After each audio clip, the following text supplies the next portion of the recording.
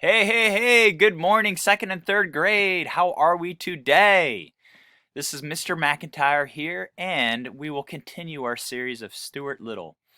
Let's see, last week we read chapter 2, which was titled Home Problems. So, I'm trying a new type of program. This is called Screenomatic, so you guys will be able to see me, but you'll also be able to see what I'm reading. So you'll be able to follow along. So if you can, let's take a look here. We'll be reading chapter 3, and this is titled Washing Up. So let me just scroll down.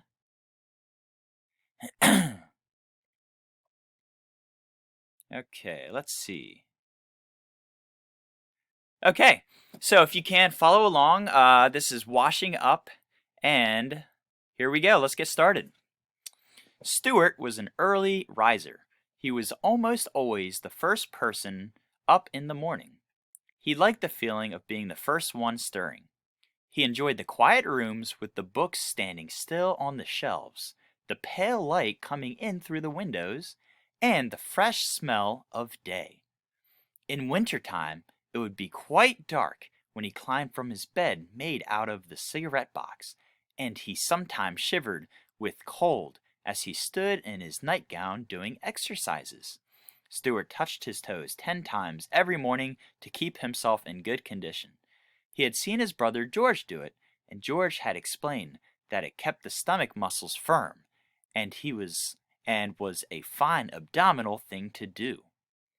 After exercising, Stuart would slip on his handsome wool wrapper, tie the cord tightly around his waist, and start for the bathroom, creeping silently through the long, dark hall, past his mother's and father's room, past the hall closet where the carpet sweeper was kept, past George's room, and along by the head of the stairs till he got to the bathroom.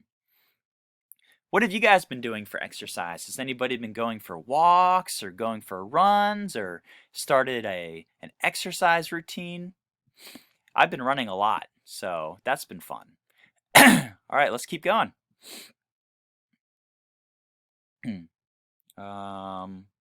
Okay, there we are. Of course, the bathroom would be dark too, but Stuart's father had thoughtfully tied a long string to the pull chain of the light. The string reached clear to the floor. By grasping it as high up as he could and throwing his whole weight onto it, Stuart was able to turn on the light. Swinging on the string this way, with his long bathrobe trailing around his ankles, he looked like an old friar pulling the bell rope in an abbey. To get to the wash basin, Stuart had to climb a tiny rope ladder which his father had fixed for him. George had promised to build Stuart a small special wash basin, only 1 inch high, and with a little rubber tube through which water would flow. But George was always saying that he was going to build something and then forgetting about it. Raise your hand if you've forgotten about trying to tell somebody something and then they remind you. Hey, remember this time that you said this? Yep, happens to me all the time. Anyway, Stuart just went ahead and climbed the rope ladder to the family wash basin every morning to wash his face and hands and brush his teeth. Mrs. Little had provided him with a doll-sized toothbrush and a doll-sized cake of soap, a doll-sized washcloth, and a doll's comb, which he used for combing his whiskers. He carried these things in his bathrobe pocket, and when he reached the top of the ladder, he took them out, laid them neatly in a row, and set about the task of turning the water on. For such a small fellow, turning the water on was quite a problem. He had discussed it with his father one day after making several unsuccessful attempts. "I can get up onto the faucet all right," he explained, "but I can't seem to turn it on because I have nothing to brace my feet against." "Yes, I know," his father replied. "That's the whole trouble. George, who always listened to conversations whenever he could, said that in his opinion they ought to construct a brace for Stuart. And with that he got out some